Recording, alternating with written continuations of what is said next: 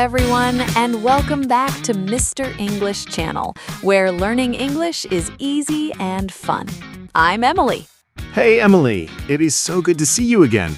I am Paul, and I'm very happy to talk with all of you today. I am happy too, Paul. Today, we have a very special topic. We are talking about phrasal verbs. Phrasal verbs. Many students think they are difficult, but they are actually very common in daily life. That is true. We use them all the time when we talk to our friends and family. They make your English sound much more natural. So, Emily, how was your morning today? Did you have a busy start? Well, my alarm went off at 6 o'clock, but I didn't wake up immediately because I was so tired. I know that feeling. I usually wake up early, but I don't get up right away. I like to stay in bed for 10 more minutes. Yes, exactly. There is a big difference between waking up and getting up. I finally got up at 6:30. That is still very early. After you get up, what is the first thing you usually do? I go to the kitchen and turn on the coffee machine. I really need my coffee to start the day. Good idea. I turn on the radio to listen to the news. It helps me feel ready for the world. Then I have to put on my workout clothes. I try to exercise every morning before work. That is very healthy, Emily. Do you work out at home or do you go to a gym? I usually work out in my living room. I follow a video on my computer, and it's quite fun. I should try that. Sometimes I find it hard to keep on exercising when I'm alone. I prefer group classes. I understand. It is hard to stay motivated sometimes, but I try not to give up because I want to stay fit. Good job. After your workout, do you get ready for work quickly? Yes, I have to hurry. I take off my sweaty clothes and jump in the shower. And then you have to look for your office keys, right? I always lose mine. Every single day, Paul. I look for them everywhere. Under the sofa, on the table, in my bags. Did you find out where they were today, or are you still looking? I found out they were in my jacket pocket from yesterday. I felt so silly. At least you found them. I hate it when I have to run after the bus because I'm late. Oh, I hate that too. It is the worst feeling to see the bus drive away while you are running. It happened to me last week. I had to wait for the next one for 20 minutes in the rain. That sounds terrible. Did you get on the next bus okay, or was it too crowded? It was very full, but I managed to get on. I was just happy to be out of the rain. I'm glad you made it. When I'm on the bus, I usually sit down and read a book or listen to music. I do the same. It helps the time go by faster when I have a long journey. It really does. Sometimes I even get off one stop early just to walk a little bit more. That's a great way to get some extra steps. Walking is so good for the mind. I agree. When I get to the office, the first thing I do is log into my computer. I do that too. Then I look through my emails to see if there's anything urgent. Me too. If I see something important, I write it down in my notebook so I don't forget. That is a very good habit. I often forget about small tasks if I don't write them down. If I have a difficult problem, I try to figure it out myself before asking my boss for help. That shows a lot of initiative, Emily. It feels good when you finally solve a problem, right? Yes, it does. Yesterday, I had to deal with a very angry customer on the phone. Oh no, that sounds stressful. How did you handle the situation? I just stayed calm and listened.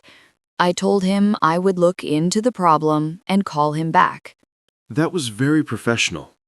Did you call him back later in the afternoon? Yes, I did. I managed to sort out the issue, and he was much happier in the end. Well done. It is always a relief when things turn out well like that. It really is. By the way, Paul, are you still looking for a new apartment? Yes, I am. I went out to see 2 places last night, but they were both very small. Don't give up. You will find the perfect place soon. Just keep on looking. Thanks, Emily. I'm trying to stay positive about it. Hey, if you are enjoying this conversation, don't forget to like the video, subscribe to the channel, and share it with a friend who's learning English. Yes, and if you are still listening, comment verbs below. We love reading your comments. We really do. Now, back to our talk. Paul, what do you usually do when you get back home from work? Usually, the first thing I do is take off my shoes and put on my comfortable slippers. That is the best feeling. I also like to hang up my coat in the closet right away. You are much more organized than me. I usually just throw mine on the chair. Well, we all have our own ways. Do you cook dinner every night? Not every night. Sometimes I'm too tired, so I just heat up some leftovers from the day before. That's fair. If I'm really tired, I just order in some pizza or Chinese food. I love a good takeaway, but I need to cut down on fast food. It's not very healthy. I know what you mean. I'm trying to eat out less and cook more fresh meals at home. That's a good goal. I should look up some easy recipes online this weekend. You should.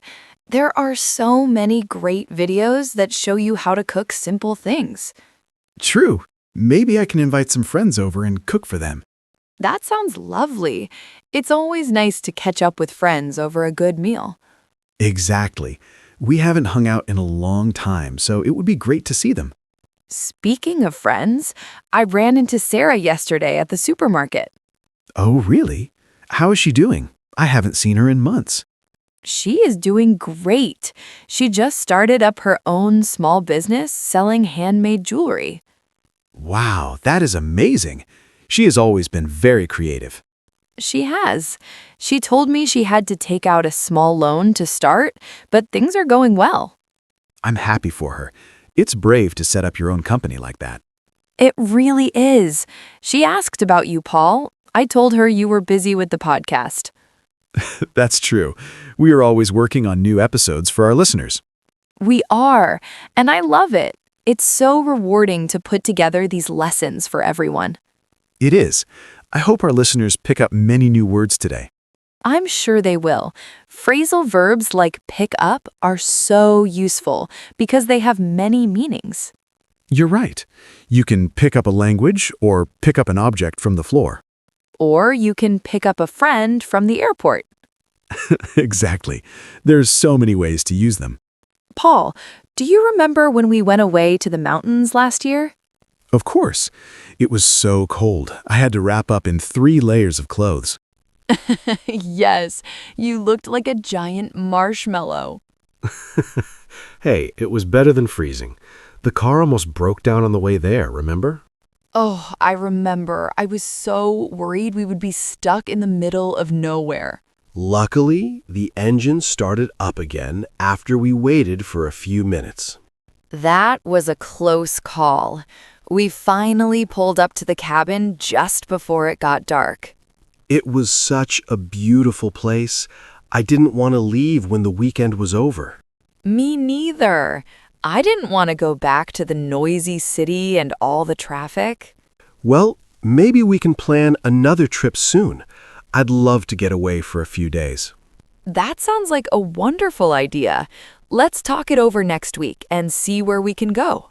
Perfect. I will look into some nice hotels or cabins tonight. Great. Just make sure they don't cost too much. We need to save up for our summer holiday, too. Good point. I am trying to put away a little bit of money every month. That's very smart. It's easy to blow all your money on small things without realizing it. It really is. I need to stop buying so many video games. Yes, maybe give up the games for a while and save that money instead. I'll try. It's hard, but I can do it. I believe in you, Paul. You always follow through on your promises. Thanks, Emily. That means a lot. You are a very good friend. Well, you are a great co-host. I think we should wrap up this episode soon. You're right. We have covered a lot of phrasal verbs today. We talked about waking up, getting up, and turning on things in the morning. And working out, looking for keys, and getting on the bus. Don't forget logging in, writing down, and figuring out problems at work. Plus, hanging out with friends and running into people you know. There are just so many. I hope everyone enjoyed learning them with us. If you found this helpful, please tell your friends about us. It really helps the channel grow. Yes, and keep practicing. If you come across a new phrasal verb, try to use it in a sentence today. That is the best way to make it stick in your memory. Exactly. Don't be afraid to make mistakes. Just keep on trying. We are very proud of all our students who are working hard on their English. Definitely. You're all doing a great job. Well, I think it's time for me to head out now. I have a meeting in 20 minutes. Okay, Paul, don't get stuck in traffic on your way there. I'll try my best. I'll catch up with you later, Emily.